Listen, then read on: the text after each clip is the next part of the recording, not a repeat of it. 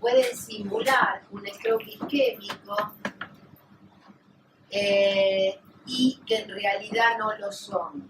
Entonces, estos cuadros no es que uno sea inoperante o que uno no es buen médico cuando no los diagnostica, ¿no? Cuando los diagnostica mal. En la mayor parte de las series mundiales hay una cantidad de stroke que reciben fibrinolíticos que son stroke mimics. Cuando termine la clase, no quiero confundir, hay un nuevo concepto que salió este año, que para mí fue una novedad, que es el stroke camaleón, que es todo lo contrario. Si bien estos son falsos positivos, el stroke camaleón, que no lo voy a desarrollar hoy porque realmente si no complejiza la charla, son aquellas situaciones clínicas que son stroke y que pasan desapercibidas. Bueno, entonces son situaciones que se parecen al stroke, se pueden presentar igual que el stroke, pero que no son stroke. Entonces uno pregunta, ¿y por qué uno debe conocer estos cuadros clínicos? ¿Cuál es la urgencia en reconocerlos? ¿Y cuál es el riesgo si nosotros le administramos fibrinolíticos? Digo, porque hay algo que tenemos muy en cuenta, que nosotros tenemos un tiempo para administrar fibrinolíticos. ¿Que cuánto es? Que Fede le debió decir. 4.5 horas, hasta 4.5. Exactamente, hasta 4.5 horas. El beneficio de los fibrinolíticos es tiempo dependiente. ¿Qué quiero decir? Que si el paciente llega a los 40 minutos, no es que digo, bueno, le voy a hacer todas las imágenes que pueda porque tengo hasta 4 horas y media. No, la cantidad de neuronas que se recuperan es directamente proporcional al tiempo que se administran los fibrinolíticos. Pero lo que sí sabemos es que desde que el paciente ingresa a la institución hasta la administración de fibrinolíticos tiene que pasar 60 minutos. Es el tiempo óptimo. Ahí tenemos que hacer todos los estudios que deberíamos hacerle para poder diagnosticar. Entonces, en la mayor parte de las series, los stroke mimics pueden representar de un 5 a un 30% de los cuadros que inicialmente se catalogan como stroke isquémico cuando ingresan a la guardia. Por otro lado, sabemos que el tratamiento correcto del stroke isquémico aumenta 30 veces la oportunidad de no tener secuelas o de tener mínimas secuelas. Como decíamos, la respuesta es tiempo dependiente. Y miren, por cada minuto perdido en la isquemia cerebral se pueden perder 1.9 millones de neuronas. De ahí el apuro en la administración. De todos los pacientes que reciben fibrinolíticos, recuerden que aquellos pacientes que reciben fibrinolíticos son una mínima cantidad de todos los strokes, porque tienen que llegar a tiempo, porque el lugar tiene que tener alerta con los síntomas, tenemos que llegar a hacer el diagnóstico, tomografía inmediata, y además el paciente tiene que tener un NIH entre 4 y 25 para poder ser administrado. Todo esto tiene que pasar. Sin embargo, de todos los pacientes que reciben fibrinolíticos, que es una gran minoría de todos los strokes, de 1.4 a 4% de los casos son stroke mimics. ¿Qué quiero decir con esto? Que hay un 4% de los pacientes que pudieron haber sangrado si uno le administra fibrinolíticos. No hablemos, ya vamos a ver que la incidencia del sangrado cerebral es nula o mucho menor. Pero ¿qué pasa con el sangrado sistémico? Porque eso no depende de la necrosis del tejido neuronal. Y por otro lado, ¿cuál es el costo en la salud pública de la administración de fibrinolíticos en aquellos pacientes que no se van a beneficiar con el tratamiento fibrinolítico? Con lo cual es fundamental que nosotros tengamos presente que puede haber cuadros que nos simulan un stroke. Entonces, algunos datos. El 30% de todos los ACV de la guardia son pseudo-stroke. El 20% de los diagnósticos de ACV en pacientes internados son stroke mimics. el 70% de las causas del pseudo-stroke son sistémicas. Y Peter Hunt describe al stroke mini como aquellos stroke que tienen baja escala de NIH y que son pacientes que previamente tuvieron un stroke y que tuvieron o una infección o un deterioro del sensorio o causa metabólica y que esta puede causar un cuadro similar. Entonces, este es un trabajo del sistema de emergencias donde se estudian 493 pacientes en 6 meses. El diagnóstico inicial al ingreso solo coincide con un 60% con el diagnóstico final. Y los cuadros clínicos más frecuentes que simulaban stroke eran síncope, vértigo periférico, síndrome psicógeno y migraña complicada. ¿Sí? Vamos a ver cada una de estas cosas. Entonces, ven, paciente ingresa con diagnóstico de stroke o TIA y tenía el diagnóstico final, fue síndrome psicógeno, vestibulopatía periférica, ojo con esto. Si ustedes me preguntan cuáles son los cuadros que son más difíciles de diagnóstico entre uno y otro, es vestibulopatía periférica, migraña con aura, ¿y dónde anda el otro? Amnesia. Y convulsiones, ¿sí? La parálisis de todo. Los demás, mal que mal, contusión o trauma, neuropatía periférica, tumores cerebrales, mal que mal, todos esos podemos tener una idea, pero que el diagnóstico de vestibulopatía periférica es muy difícil. ¿Por qué? Porque muchos pacientes que ingresan con stroke de fosa posterior tienen síntomas sutiles, un poco de mareos, náuseas, ¿sí? De esos pacientes que tienen un síntoma sutil, van a tener un stroke isquémico en un 30% de los casos. Y eso es lo que hablábamos de stroke camaleons. ¿Cómo podemos ser piolas y diagnosticar ese tipo de pacientes? Con una serie de reacciones exámenes físicos. La migraña con aura. ¿Por qué la migraña con aura? Porque la migraña complicada puede venir con foco, complejía. Entonces, este paciente, ahora, los pacientes que tienen migraña con aura, ¿tienen mayor o menor incidencia de stroke isquémico? Mayor. Mayor incidencia de stroke isquémico. Y tienen despolarizaciones corticales. Entonces, ojo, ¿este paciente puede tener una migraña complicada? Sí, puede estar pléjico por una migraña complicada. Puede tener, son pacientes jóvenes con antecedentes familiares de migraña complicada, con antecedentes de migraña, pero esos mismos pacientes pueden tener un stroke isquémico. Y la parálisis de TOC, ¿por qué? Y ya vamos a ver que un 4% de todos los strokes debutan con epilepsia. Ahora, muchas veces este estatus epiléptico o la plejía puede ser consecuencia de la parálisis de TOC y no de un stroke isquémico en general. Si es complejo, me preguntan y voy, estoy tratando de que ustedes afinen el lápiz cuando estén en la guardia, ¿sí?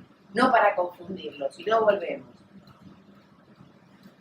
Me pareció más práctico hacerlo la clase según el cuadro clínico, o sea, uno recibe un paciente con este cuadro clínico y cuáles son los diagnósticos diferenciales de stroke mimics, para no ponerle fibrinolytícicos de más.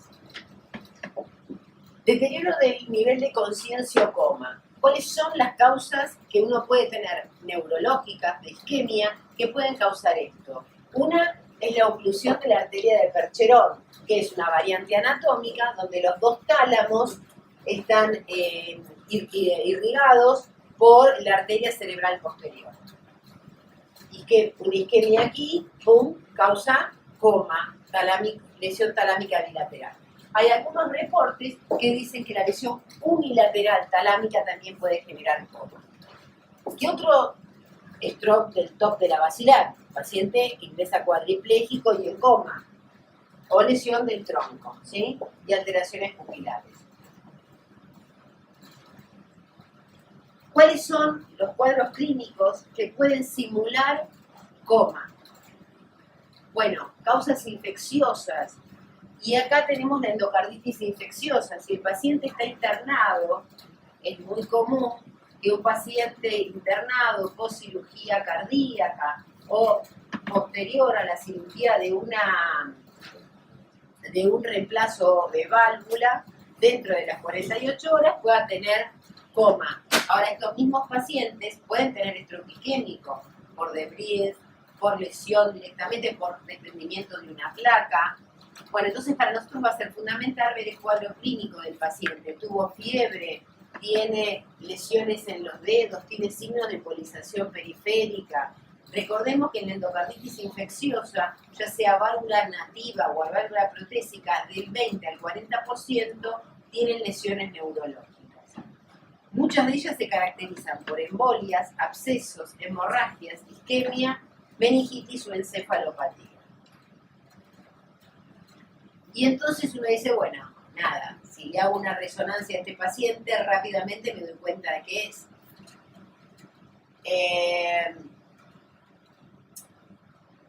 Supónganse, bueno, entonces, ¿dónde voy a tener estas lesiones en los pacientes, tanto en el shock séptico como en la endocarditis? Bueno, las lesiones son en el núcleo caudado, en los corpúsculos mamilares, en las altas occipitales de los ventrículos laterales, ¿sí? O lesiones en la sustancia blanca, como se ven acá, que pueden simular una vasculitis. Yo les muestro esto y dice, ¿puede ser una vasculitis? Sí, puede ser una vasculitis. El mecanismo lesional en el shock séptico con deterioro es una alteración de la barrera hematoencefálica, daño neuronal y de los mediadores, y en la resonancia puedo tener una hiperintensidad en FLAIR con difusión positiva y con ADC alto. ¿Saben qué es ADC? Bueno, eso implica edema vasogénico. O isquemia en áreas de Watershed, que son las áreas de Watershed, sí, ¿no? Son la unión, en las zonas de unión entre las arterias, grandes arterias, por ejemplo, arteria cerebral media y arteria cerebral anterior. Si un paciente añoso, estoy hablando independientemente de esto, un paciente añoso dice, la verdad que este paciente es isquemia presión dependiente. ¿Cuántas veces lo escucharon? El paciente se duerme cuando le bajamos la presión arterial. O aquel paciente que ha tenido lesiones isquémicas hemodinámicas. ¿Y dónde van a estar? En estas zonas de Watershed, que es la unión entre grandes arterias. Bueno, ahora, ¿qué es el ADC? Esto es fundamental. Uno dice, hacerle una difusión, ¿no? Viene un stroke y en la resonancia ustedes le generan dudas, no a todos los pacientes le van a generar. ¿A qué pacientes ustedes con stroke le hacen resonancia? ¿A todos?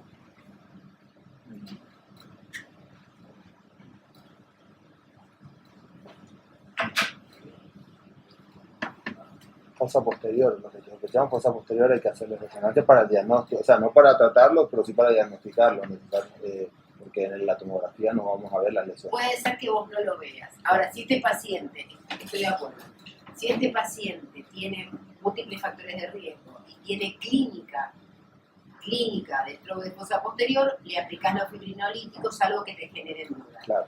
¿Cuándo vamos a usar la resonancia? En aquellos pacientes que nos generan dudas.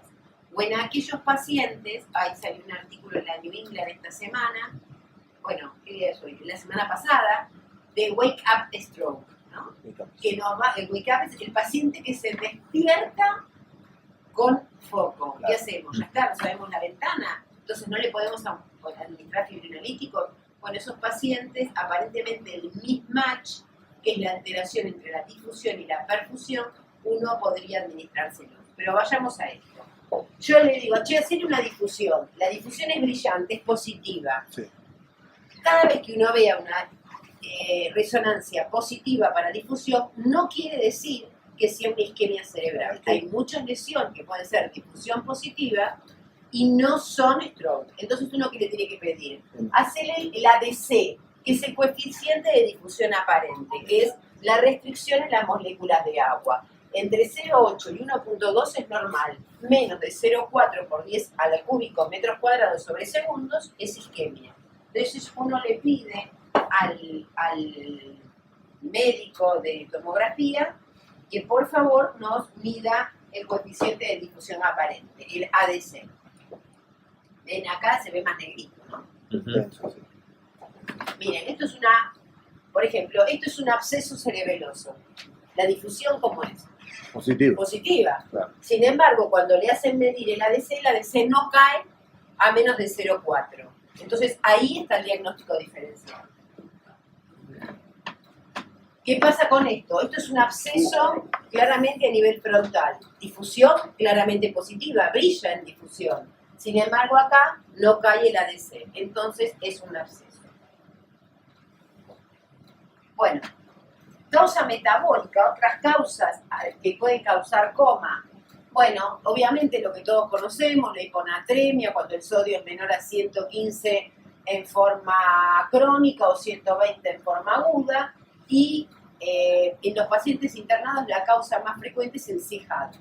En los pacientes ambulatorios, acuérdense de la miodarona. Hay drogas, nadie se va a olvidar de los diuréticos, pero la miodarona, la carbamazepina, la corpromacina, y en los pacientes ancianos esto es muy común.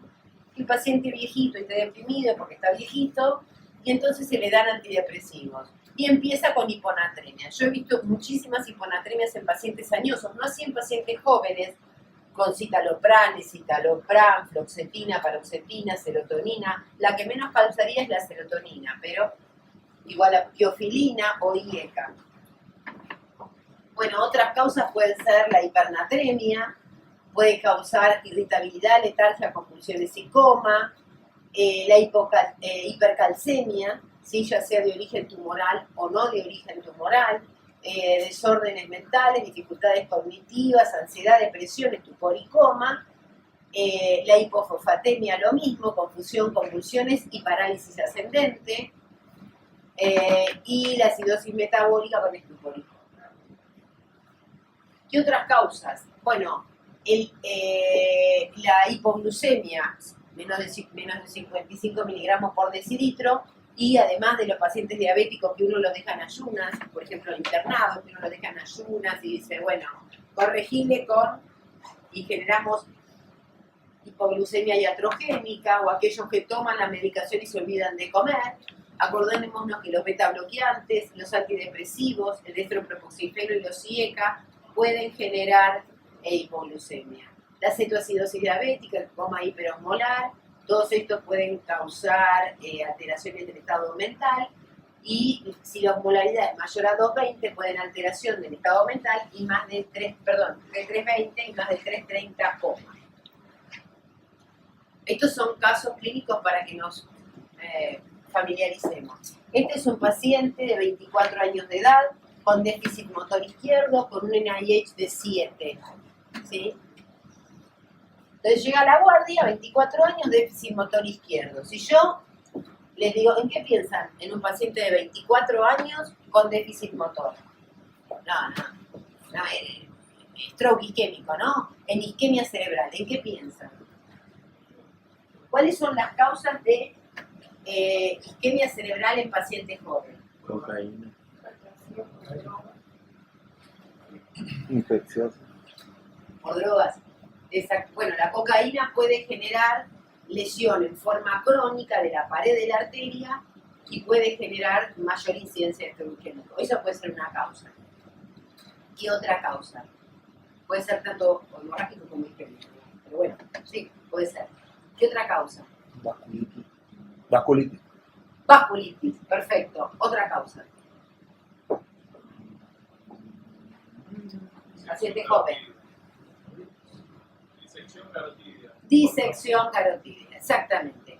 La disección carotídea es el paradigma del paciente, por supuesto. Una paciente que tiene un moya y es conocido, uno lo tiene que pensar como origen. Pero en la población general, digamos, un stroke en paciente joven, stroke isquémico, es disección carotídea hasta que se demuestre lo contrario, o fractores protrombóticos y ejercicio intenso. Otra de las causas que nosotros vemos frecuentemente es aquel paciente que tiene trombofilia, déficit de proteína C o déficit de proteína S, y hace actividad deportiva o viajes prolongados en avión.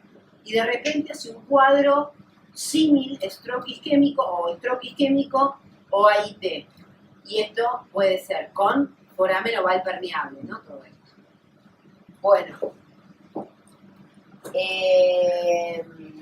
Bueno. Este es un paciente de 24 años de edad con déficit motor izquierdo de NIH de 7. Si yo les digo esto, ¿ustedes le hacen fibrinolíticos?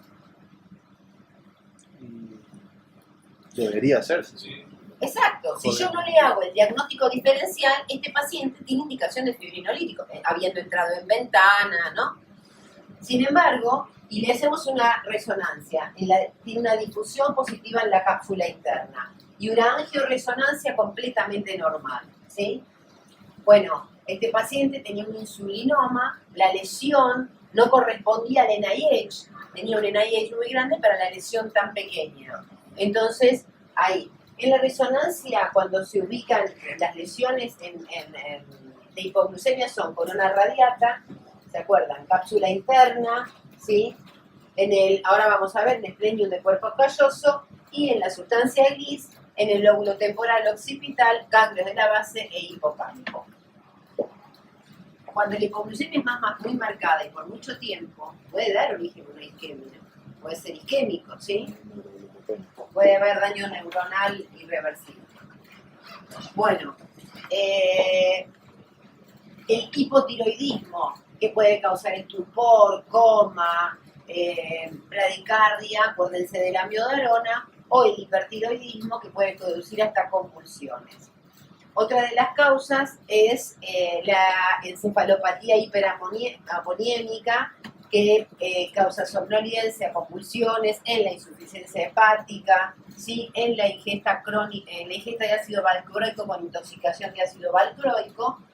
Acuérdense que los astrocitos metabolizan tanto el glutamato como el amonio y en ausencia de posibilidad pueden aumentar más el amonio. Lesión vinsular, en difusión positiva, y eso es en FLAIR en el giro singular. Bueno, el estatus epiléptico no convulsivo. Lo vimos un montón de veces ya cuando hablamos de hemorragia subaracnoidea,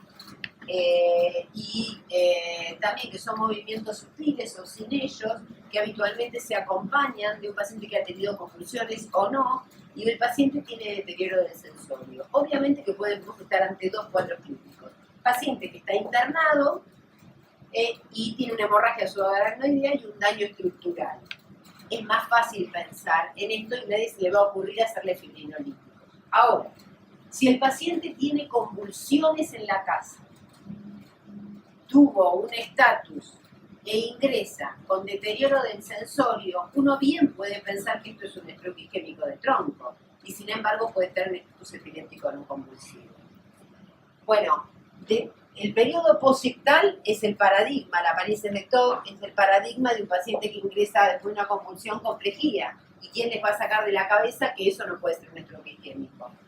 Las convulsiones ocurren en el 9% de todos los stroke y del 40% del 40% de todos los pacientes con stroke que tienen convulsiones ocurren en las primeras 24 horas. Bueno, esto es una resonancia. Este es un paciente que había tenido convulsiones, se le hace una resonancia, tiene difusión positiva a nivel parieto-occipital, ¿sí? Cuando se le hace la difusión, esto es una perfusión, ¿sí? La perfusión aumentada es de color verde, ¿sí? Tiene como aumento de la perfusión en todo el sector. Y acá tiene algunos cambios isquémicos en FLAIR, donde se ve que el paciente había tenido un stroke anteriormente y que esto podía ser consecuencia de convulsiones. Este es un paciente de 83 años con hemianopsia homónima izquierda, difusión positiva a nivel cortical, ¿sí? Cuando lo vemos tiene edema en dedo de guante, en el FLAIR, con lo cual este paciente tiene un tumor debajo que le había causado las convulsiones. Que había tenido convulsiones y le había dejado como consecuencia el hemianopsia. Bueno, antes dijimos que era característico a nivel del esplenium, a nivel de la corteza, ¿sí? hay diátesis hemorrágica a nivel cerebeloso, y esto es a nivel del cuerpo calloso. Estas son las lesiones más típicas de la epilepsia. Un paciente que tiene esta localización de las lesiones y viene con foco motor, piensen que puede ser como consecuencia de las convulsiones y no como consecuencia de un stroke. ¿Dónde debería estar el stroke más frecuentemente para causar convulsiones? Cortical. Cortical. Y si uno ve, cuerpo calloso es bien profundo, cerebeloso es bien profundo, a nivel del cíngulo es bien profundo, el cuadro diferencial más difícil es a nivel cortical, ¿sí?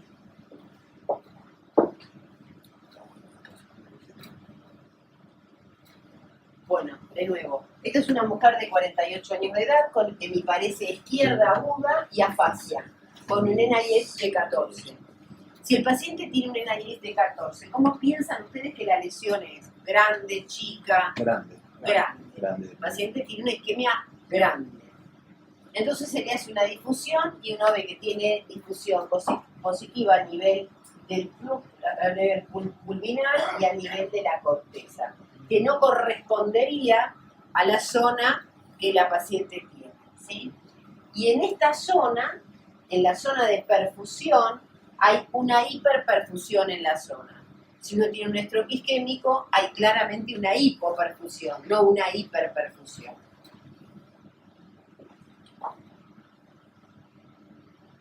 Bueno, otro cuadro clínico es el estado confusional agudo.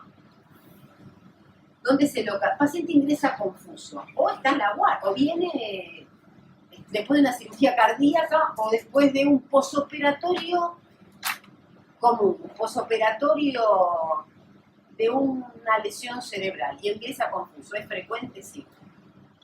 Bueno, las lesiones del gyrus temporal derecho a nivel de la base del polo inferior parietal derecho o el lóbulo occipital pueden generar estado confusional o síndrome confusional agudo. También las lesiones a nivel del tálamo, ¿sí? O del cuerpo calloso con síndrome de interconexión hemisférica o desconexión interhemisférica. Otra de las localizaciones, y recuerden que el 3% de todos los strokes se manifiestan con delirio. Esto puede ser causa de stroke mimic o de stroke camaleón. Digo, tenemos que distinguir, porque podemos estar un paciente que tenga un cuadro de delirio y puede ser un falso positivo o un falso negativo. Se entiende lo que digo, ¿no? Por eso nosotros tenemos que diagnosticarlo. Bueno, el estado confusional, demencia de comienzo agudo, síntomas neurológicos generalmente están ausentes o son difíciles de evaluar, porque si yo tengo una hemianopsia y el paciente está confuso, imposible que lo pueda ver. Si el paciente está excitado y confuso muchas veces, es muy difícil que el paciente mantenga los brazos arriba, que mantenga la mirada, que pueda dirigir la mirada. Entonces, estos pacientes, uno, iba a decir se come el diagnóstico, uno comete errores en el diagnóstico porque el examen neurológico es difícil, ¿sí? Entonces, cuando tienen algo así, es mejor hacer una resonancia de más que no de menos. O lesiones parietales o frontales derechas no dominantes, o arterias ventrículo-estriadas, alteraciones del carácter, abulia o falta de iniciativa o compromiso de los ganglios de la base, rilla y santo fácil. Hace poco tiempo me habían llamado en consulta por una paciente que había hecho una endoscopía digestiva baja con anestesia y se había despertado con risa y llanto fácil. Y risa y llanto fácil. Psiquiatría, que le habrá causado la endoscopía, ¿no? Que quedó así. Y era un stroke isquémico de ganglios de la base. Estuvo internado un tiempo. Bueno, otras causas de síndrome confusional, causas infecciosas, sepsis, alteraciones hidroelectrolíticas y ingesta de medicamentos como antibióticos. Acuérdense que el ertapenem puede producir convulsiones por inhibición del GABA en el 3%, la ceftriaxona, el pipertazo y el cefepime cefepime más frecuente con insuficiencia renal, pero se ha dado casos de sin insuficiencia renal. En pacientes con una cirugía cardíaca, injuria hipóxica, ¿sí? Acuérdense que aquellos pacientes que tengan cirugía de bomba más de 120 minutos tienen mayor incidencia de lesiones hipóxicas o encefalopatía ibérica. Otra de las causas, bueno, intoxicación con alcohol, con drogas ilícitas, intoxicación con monóxido de carbono. Bueno, síndromes focales. Quizás todos nos acordamos de aquel paciente que dice la mano no me responde, ¿sí? O de repente me responde y de repente no me responde. Se volvió loca la mano. Bueno, acuérdense del homúnculo y de la representación del homúnculo en las lesiones corticales. Esto es un síndrome de la mano cortical, ¿sí? La debilidad o el signo focal ocurre de 2 a 4%, generalmente es de origen embólico, córticos subcorticales. Bueno, ¿qué otras lesiones pueden producir signos focales? Y yo lo puse como la cirugía cardíaca, pero puede ser por deporte, por caídas, ¿sí? Las lesiones cervicales que comprometen C5, C6, C7, C8 y D1, ¿sí? O en aquellos pacientes que uno viene de una cirugía cardíaca, se le hace una canulación o le hacen la extensión del brazo, ¿sí? O la extensión y disminución del hombro, pueden generar lesión del plexo cervical. No se olviden que la cadena simpática cervical, cuando uno le hace una vía central, también puede estar con síndrome de Horner, anhidrosis, miosis, citosis palpebral, que ocurre paralela al plexo braquial, ¿sí? Y cruza la primera costilla. La parálisis de TOC que habíamos hablado, la hipocalemia puede generar debilidad muscular, parálisis completa, parálisis periódica hipofosfatémica. Las causas son todos los diuréticos, la anfotericina, la cetozolamida, la hipertensión maligna, la intoxicación por verapamilo. Otra de las causas de lesiones focales pueden ser que el paciente tenga un tumor y un 5% de todos los tumores se manifiesta como stroke, ya sea un glioblastoma multiforme, un meningioma o más frecuentemente los gliomas. Bueno, con el MELAS es un cuadro clínico que si uno no está en un centro tan especializado, por ahí no lo ve, pero son pacientes jóvenes, es una miopatía mitocondrial con encefalopatía, hepatitis de acidosis metabólica que uno no puede determinar, hace un cuadro clínico similar de stroke, sutiles, recurrentes, ¿sí? Son pacientes jóvenes que pueden presentar convulsiones. Y el PRES, que es ¿El PRES lo ven ustedes o no ven PRES? ¿Saben lo que es el PRES?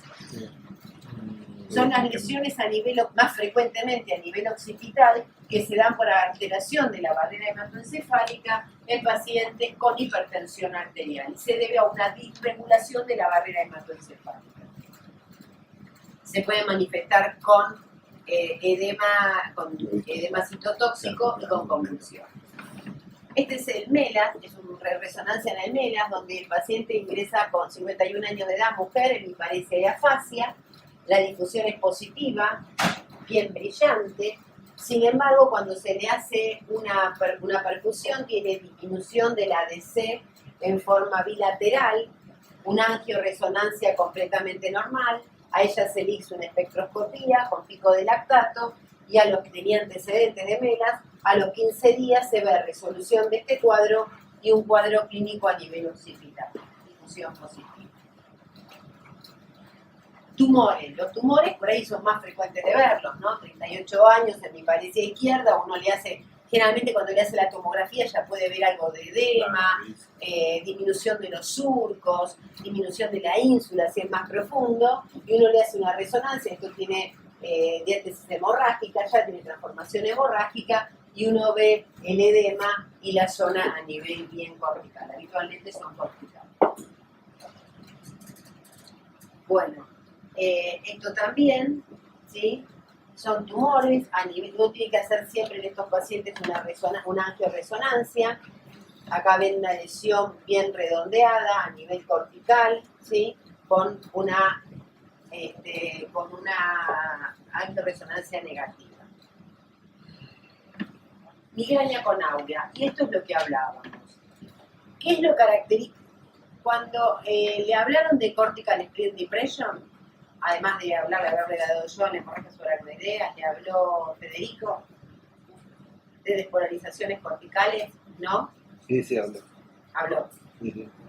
Bueno, el paradigma de las despolarizaciones corticales es la migraña con aura. Y se cree que el aura está producida por estas despolarizaciones corticales, que no son convulsiones, son despolarización de las neuronas que generan primero disminución del flujo sanguíneo cerebral y después aumento del flujo cerebral en forma de ondeadas, ¿no? En forma ondeada. Esto puede generar lesiones isquémicas también. Bueno, en general cuando uno le hace la difusión, la perfusión, hay una hipoperfusión que coincide con la localización de los síntomas, ¿sí? En zonas hiperperfundidas en un 70% de los casos, por eso se manifiestan. Y puede encontrarse hipoperfusión en más de un territorio vascular, y esto es por las despolarizaciones corticales. El aura es vasoconstricción. Lo bueno que después de la localización de la cefalea hay una hiperperfusión. El cerebro, que estaba en ese momento acostumbrado a una hipoperfusión, recibe el aflujo de sangre y no sabe qué hacer con ella. Hay una desbalance entre glutamato, es mucho más complejo la fisiopatología. Bueno, mujer de 20 años de edad, pero en esto, ¿en qué nos basamos? En los antecedentes del paciente. Hay que hacer un buen interrogatorio, 20 años de edad, con hemiparesia derecha y afasia, ¿sí? Se le hace una difusión, que como ven, la difusión no brilla, ¿sí? El FLAR no tiene nada, y el T2 tampoco. Sin embargo, cuando se le hace la difusión, tiene una hipoperfusión a nivel posterior izquierda y en la arteria cerebral media, y no tiene cambios en el seguimiento con la difusión, ¿sí? Lo que pasa es que en el momento es muy difícil saber si esta paciente si tiene hipoperfusión en la zona que corresponde a la zona del foco, uno probablemente le ponga fibrinolítico. Estos son los casos donde dicen, bueno, 1.4 a 4% de los stroke mini reciben fibrinolítico. Este es un paciente de 63 años de edad que comienza con debilidad en la pierna izquierda y pérdida de conciencia, dolor de nuca, agrega paresia braquial homolateral y crural contralateral. Se sospecha infarto del tallo cerebral y del cordón espinal por disección de la arteria vertebral. Y la amnesia global transitoria. La amnesia global transitoria, si bien a nadie se le va a ocurrir ponerle fibrinolíticos en una amnesia global transitoria, uno tiene que saber si este paciente es de origen isquémico o no, porque puede ser que esté embolizando y que si uno no lo detecta, este paciente puede hacer un stroke mayor en poco tiempo. Entonces, ¿dónde está la lesión? En la cerebral posterior con compromiso del hipocampo. Perdón, amnesia global transitoria es una amnesia anterógrada y retrógrada de duración no más de 24 horas. Anormalías en el flujo venoso, amnesia epileptiforme transitoria, secundaria a la ablación por radiofrecuencia de un latido ventricular prematuro, o secundario a la disección aórtica indolora, o a drogas como el sildenafil. Si bien esto da para alguna broma, como por ejemplo que después del sildenafil no se acuerda en las últimas 24 horas dónde estuvo, pero por aumento del óxido nítrico puede generar vasodilatación. Esto, nosotros a veces, cuando el paciente genera amnesia global transitoria o síncope, uno le hace un Doppler venoso con reflujo y muchas veces no tiene la válvula a nivel de la yugular y entonces genera aumento del contenido venoso con aumento o ingurgitación a nivel de la zona del hipocampo. Y esa es la causa de la amnesia global transitoria. Se da con el estrés, la verdad que no tiene tratamiento, uno lo diagnostica, se queda tranquilo que fue por eso, y a veces los pacientes no lo tienen nunca más en su vida, pero Y cuando uno le hace una resonancia, se ven las lesiones en difusión positiva a nivel del hipocampo. Bueno, en el peor de los escenarios, nosotros no diagnosticamos el stroke mimic y le pasamos fibrinolíticos. ¿Qué pasa con nuestros pacientes? Bueno, lo primero que tenemos que hacer es tratar de hacer un diagnóstico rápido, correcto y seguro. Ahora yo pregunto, cuando hablamos de resonancia, decimos que en los centros especializados una resonancia con difusión y perfusión, que es lo que uno tiene que hacer con angioresonancia, no puede tardar más de 10 minutos. Pero para eso tenemos que tener un médico que haga la resonancia especializado en ver la lesión, una resonancia que uno pueda sacar al paciente y tenerlo, que el paciente venga con un tiempo de ventana que uno le pueda hacer en esa hora, con lo cual a veces es muy difícil. La sensibilidad y la especificidad de la resonancia es 83 y 96%. Es muy buena para el stroke mayor. Ahora, para el AIT y el stroke menor es del 56%. Y la tomografía es de un 12%, que puede aumentar un poco con la angiotraca, ¿no? Con perfusión 71 y una especificidad del 88%. En los pacientes con stroke mimic tratados con RTPA, la verdad que son sometidos a riesgo, pero sin ningún beneficio. De cualquier manera, en este estudio multicéntrico europeo en el 2013, la administración de RTPA en stroke mimic es de 1.8%. ¿Y qué pasa con los pacientes? 326 pacientes tratados con fibrinolíticos, 23 pacientes, o sea, un 7%, eran stroke mimics. ¿Cuáles eran las diferencias clínicas entre el stroke mimics y el stroke? Que son pacientes que las alteraciones oculomotoras en el stroke mimic generalmente no están, que el hemineglet no está, que la hemianopsia no está, que la parálisis facial es mucho menor y la disartria es un 9% contra un 51%. Y la amnesia global transitoria es el síntoma más frecuente del stroke mimic. Si ustedes ven el NIH de los pacientes con stroke mimic es mucho más bajo que el stroke isquémico verdadero. Este es un trabajo hace poco publicado que durante 5 años, un estudio prospectivo que analiza todos los strokes desde el 2009 al 2013. 516 pacientes tratados con trombolíticos, 75 eran stroke mimics y un solo paciente tuvo hemorragia intracerebral. ¿Por qué? Piensan que pueden tener menos incidencia de hemorragia intracerebral. Nosotros sabemos que en la mayor parte de los trabajos es de 6.4 en los pacientes con stroke. ¿Por qué puede pasar que no tengan menos incidencia de sangrado? Que no tienen lesión vascular, al no Claro, tenerla. no tienen necrosis, tal cual, con lo cual la incidencia es mucho menor. Pero no así las lesiones sistémicas. Claro. Están igual para las lesiones sistémicas. Obviamente que presentan 3 veces mejores resultados que el stroke isquémico porque no tienen lesión. ¿Cuáles son las lesiones o de los stroke mimic que pueden sangrar más si le pongo fibrinolíticos y no era? Las convulsiones, porque puede haber una cierta isquemia, y los tumores, porque el mismo tumor puede tener diátesis hemorrágica. Este es un score que uno lo puede tener en la guardia, es válido para tenerlo en la guardia, que lo están validando, que es si los pacientes tienen 3 o más puntos,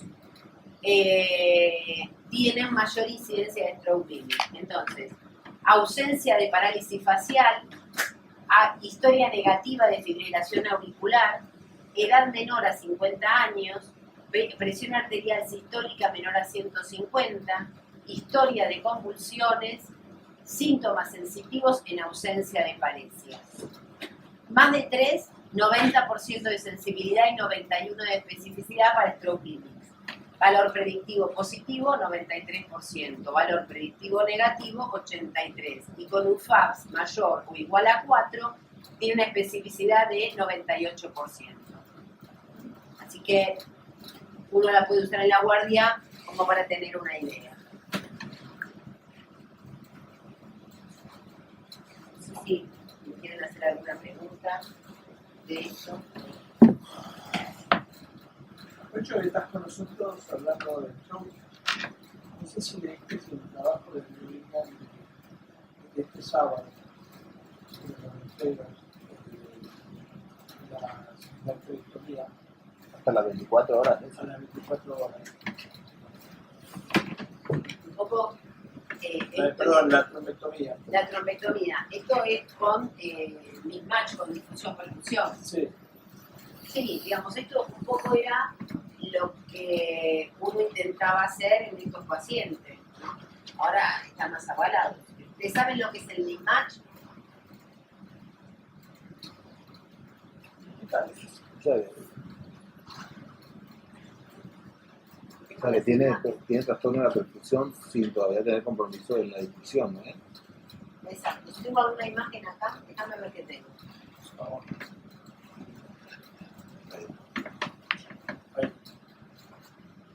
Es. Si no, se los explico acá detrás.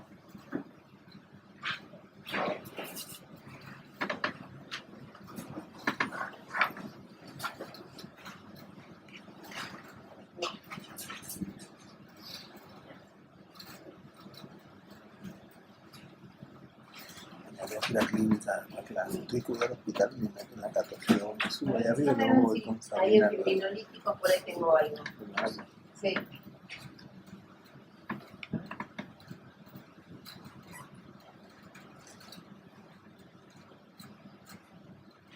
¿Para bajar? ¿Bajar? No. Bueno. Si yo tengo el mismatch, si yo tengo una zona de... Dame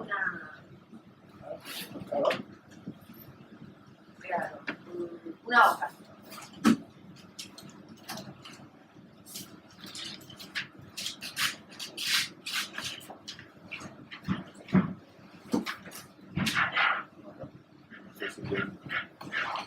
Bueno, empezar.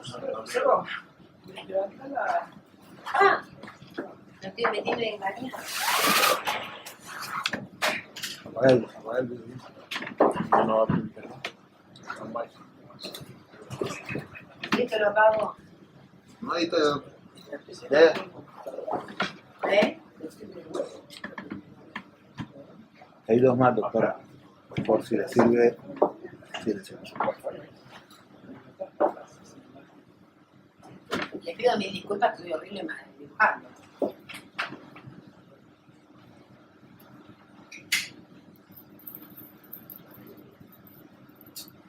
Bueno, yo tengo, por ejemplo, esto es una difusión positiva a este nivel, ¿sí? El mismo paciente, una imagen brillante, le digo, haceme una perfusión.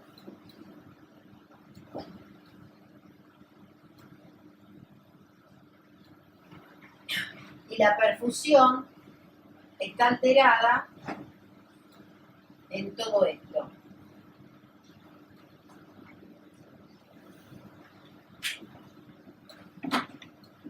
Si yo traspolo esta imagen de difusión, supónganse que la difusión, digamos, ocuparía este nivel. La alteración, primero, ¿qué es la difusión? ¿Qué es la difusión positiva, para que entiendan esto? ¿Qué es la difusión? ¿Qué significa difusión positiva? La difusión, después podemos entrar a discutir, pero son las lesiones isquémicas ya instaladas.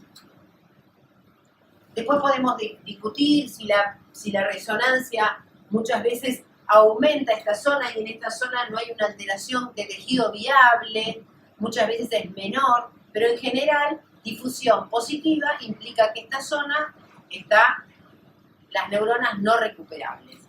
¿Y qué pasa con la perfusión en el stroke isquémico? Yo tengo una zona que se me tapó y así como tenemos miocardio atentado, hay una zona alrededor del stroke que está hipoperfundida, que está atontada, pero que es tejido viable, ¿sí? Yo todo esto lo tengo viable. Todo esto que no está ocupado por la difusión, pero que tiene perfusión arteriada, es la zona de mismatch. ¿Sí? Esto es mismatch. Hay un montón de trabajos, desde hace años, que dicen que si el paciente, por ejemplo, esto es mismatch positivo, hay una zona que tiene alteración de la perfusión y que no tiene isquemia. Ahora, ¿acá puedo recuperar algo? Sí. Claro, si este paciente yo no le hago fibrinolítico, si este paciente yo lo mantengo hipoperfundido, le tengo la presión baja, le dejo que esté con fiebre persistente o lo dejo con glucemias de 60, esta zona va a ser así.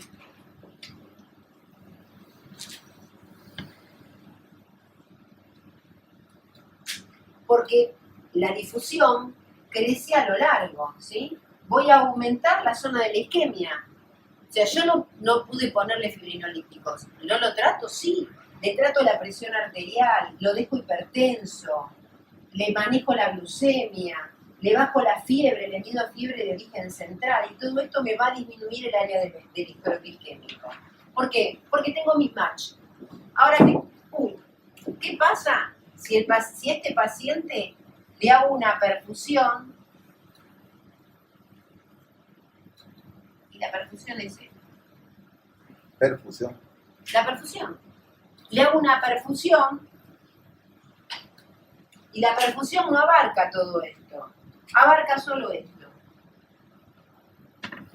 La misma zona de la difusión.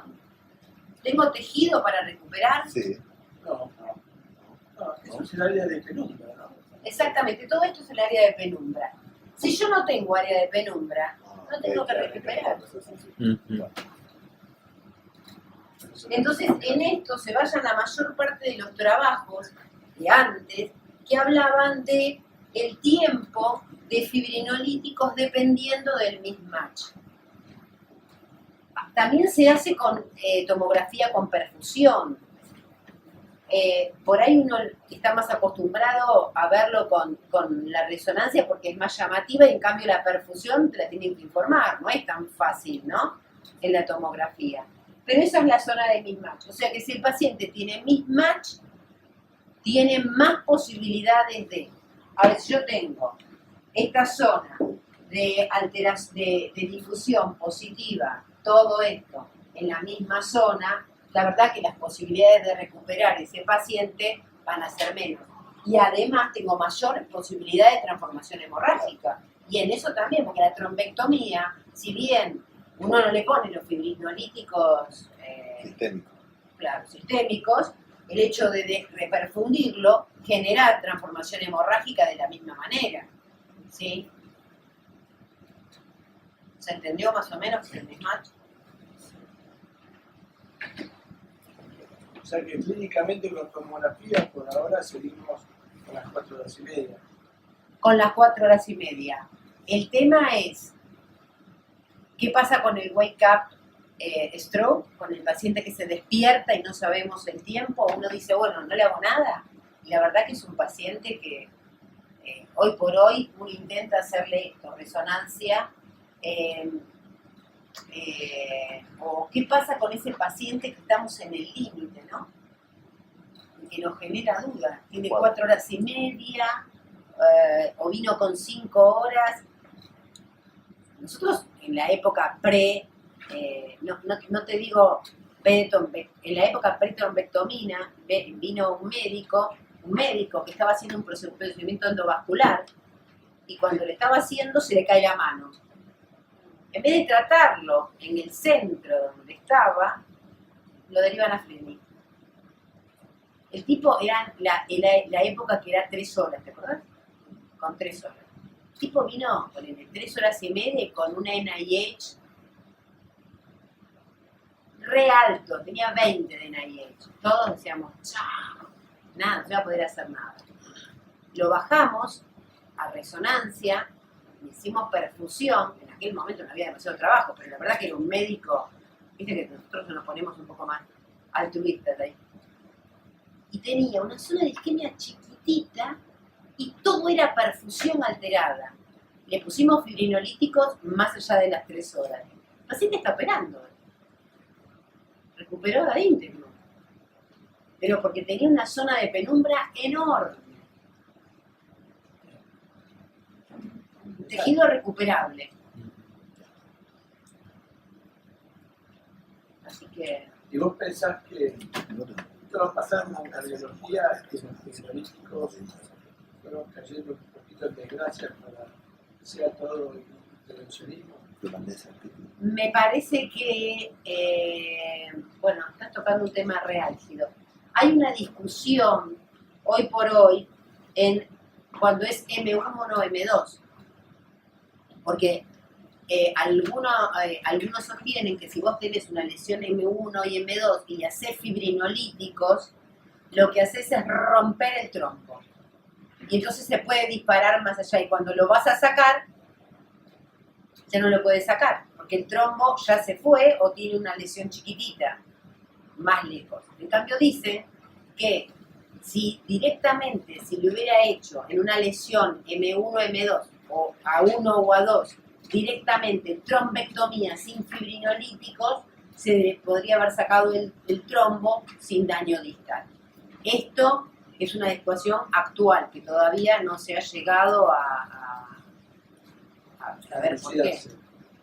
Pero, digamos, para lesiones pequeñas, distales no vas a poder. Vamos a tener que usar siempre los fibrinolíticos. El tema son las lesiones. En la discusión yo creo que se basa en las lesiones proximales. Claro.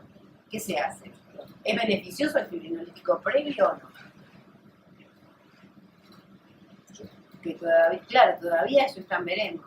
Claro. Hay varios trabajos on-call. Pero bueno, todavía estamos en la era prefibrinolítica, ¿no? En la práctica diaria, o sea, el otro día pasé por la guardia y una paciente y le pregunté, ¿y cuándo empezó? Y yo, unas 3 horas, me dice, muy comprensivo el médico de guardia. ¿Y qué le hicieron? ¿Tiene tomografía? No, estamos esperando no sé qué cosa. El carnet de la obra social. Ella ya fuiste. Ya fui. Lo dije todo. O sea, no hay conciencia, digo, no, cero conciencia. Y creo que de acá lo que tendría que salir es la conciencia de utilizar fibrinolíticos del tiempo.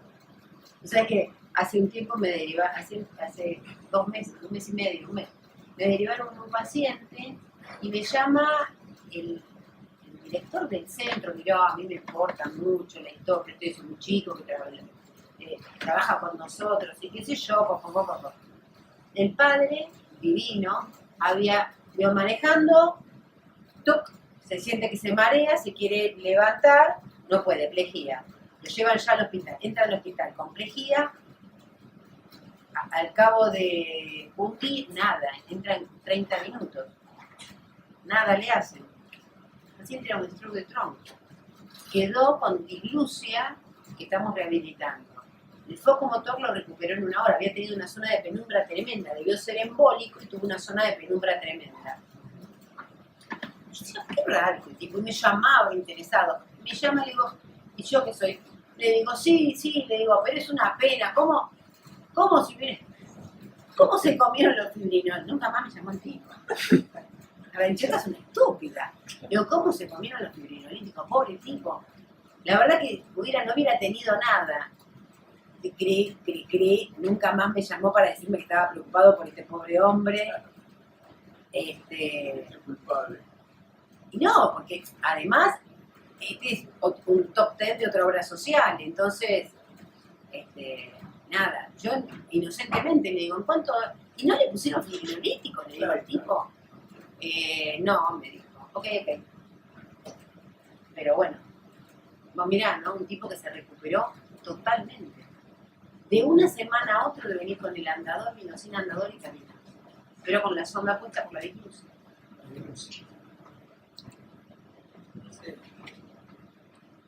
seguro que ese tipo hubiera recuperado todo.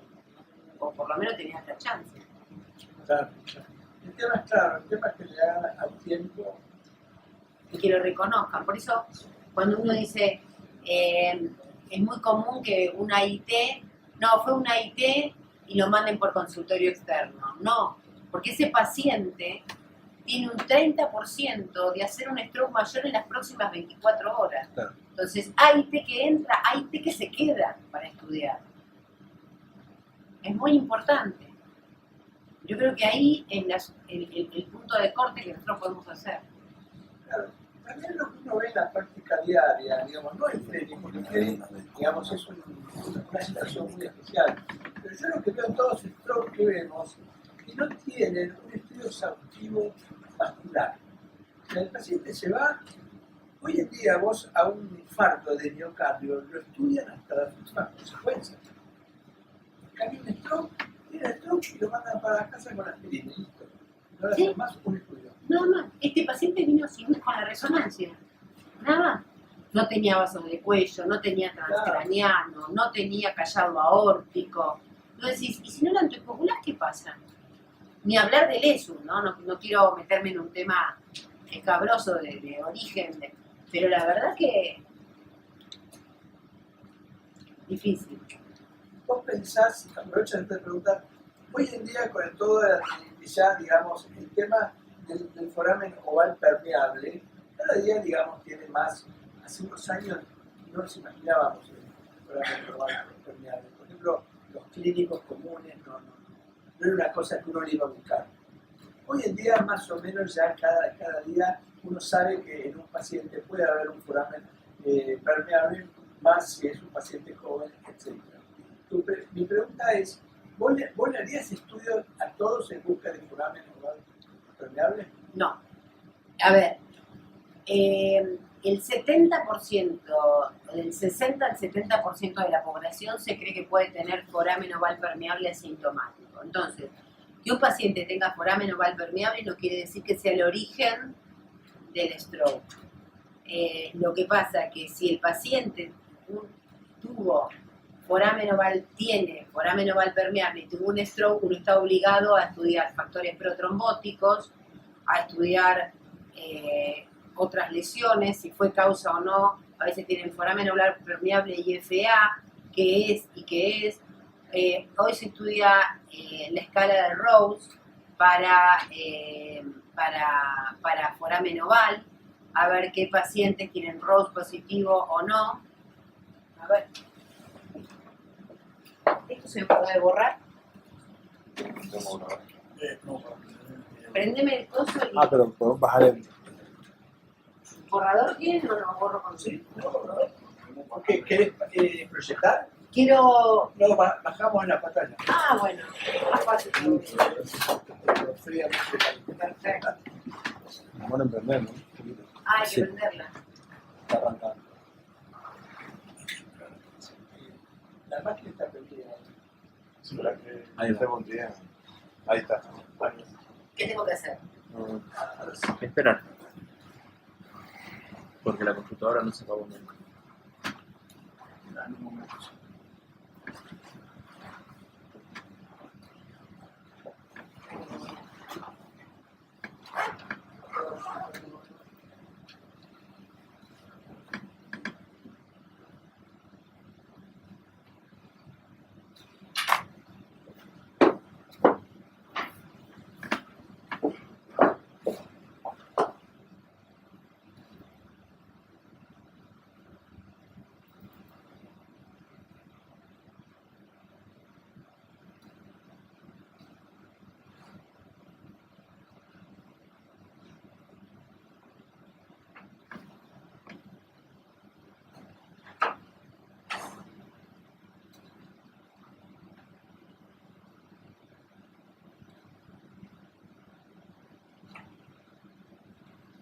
Estas guías están muy buenas, las guías del 2016, que hablan de cuándo reponer la anticoagulación en un paciente que sangró, ¿sí? ¿El stroke hemorrágico o es un grado Isquémico con transformación hemorrágica.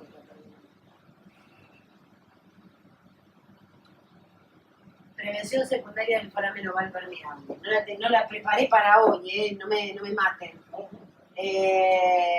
Bueno, esto habla de anticoagulación versus antiagregación en el foramen oval permeable. Esta es la escala de Rowe en la prevención secundaria del cierre del foramen oval. Entonces uno dice, ¿tiene antecedentes de hipertensión? ¿Tiene antecedentes no fumador? Sin antecedentes de ictus superficial, la IT, o la edad según la edad que tenga. Y un Rowe mayor a 6 habla de cierre de foramen oval. ¿Sí? Uno le hace esta escala en la prevención secundaria, ¿no? La escala de Rowe. Todos estos antecedentes y ven si dan o no para cerrar el foramen. O sea que el foramen está directamente relacionado a los factores de riesgo. Claro, porque, por ejemplo, el foramen oval solo no te quiere decir que... El tema es si vos tenés otro factor de riesgo que te pueda asumir que el foramen oval permeable es la causa de la embolia. Pero ahí el foramen oval actúa como una variable independiente. ¿Entendés lo que quiero decir? ¿Cuánto riesgo tiene el foramen oval? ¿Solo? Por sí solo. No, por sí solo no. Por sí solo no.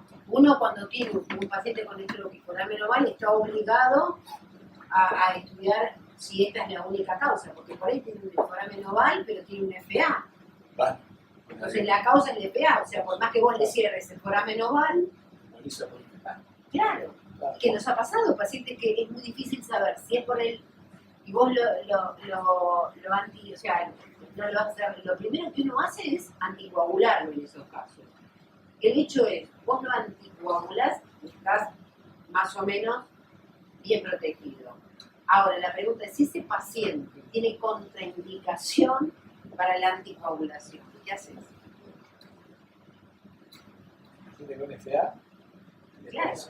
Claro, vos si le cerrás el foramen oval... Estás obligado a saber cuál es la causa. Claro. Porque por ahí, claro, exactamente, le cerrás, tiene contraindicación y tenés que poner el plan. Que eso todavía hoy está en discusión. El foramen oval está en discusión. El concepto es, ¿todo paciente que tenga un foramen oval va a tener un stroke? No, porque en la población general hay una altísima incidencia de foramen oval. El tema es qué factores de riesgo tiene y si tuvo stroke o no. Esto es prevención secundaria, ¿no? Prevención primaria, electivamente. No, es un hallazgo de pasar ahí. Qué buena charla sería conducta frente a los hallazgos. Claro, Porque una vez te dice, ¿y ahora qué hago? es lo que más problema te da. Claro. Claro. A veces está bueno y a veces no en el consultorio, ¿no? Uy, mira, le encontré un tumor. Qué bien, una imagen, por ejemplo. Y ahora estoy obligada. Claro. Y empezás una serie de estudios, viste que el paciente te dice, ¿para qué ir al médico? Mira, me encuentro un montón de cosas. Hermoso. Claro. Total. Bueno, gracias. Doctor, no se hubiera molestado. ¿Alguna pregunta? Su pregunta no molesta, porque es la administración pública. No. Bueno, Fernanda, como siempre, realmente muy buena.